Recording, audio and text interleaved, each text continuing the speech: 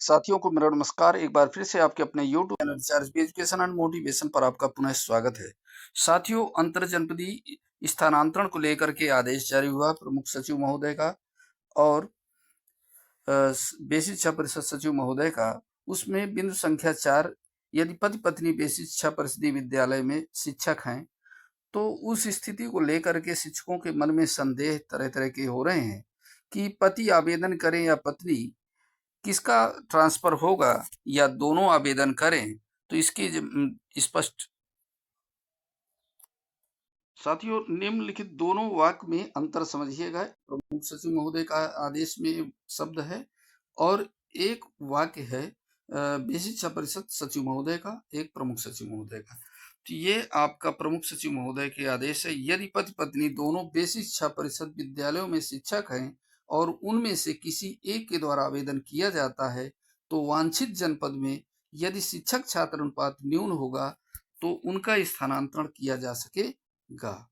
ये आपके प्रमुख सचिव महोदय के आदेश में है और यही सचिव महोदय के आदेश में भी वर्णित है। यदि पति पत्नी दोनों बेसिक शिक्षा परिषदीय विद्यालय में शिक्षक हैं और उनमें से किसी एक के द्वारा आवेदन किया जाता है तो वांछित जनपद में यदि शिक्षक छात्र अनुपात न्यून होगा तो उसका स्थानांतरण किया जा सकेगा।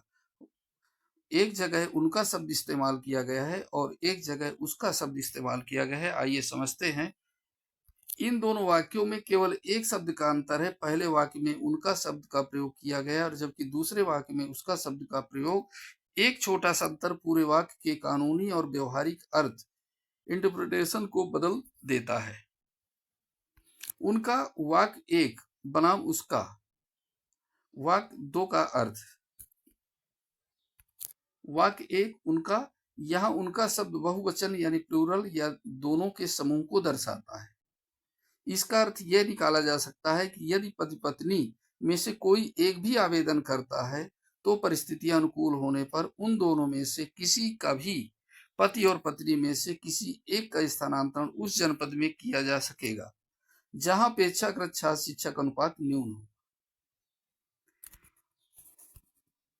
वाक्य दो उसका, यहाँ उसका शब्द एक वचन यानी सिंगुलर है जो सीधे तौर पर आवेदक यानी जिसने आवेदन किया है के लिए प्रयुक्त हुआ है।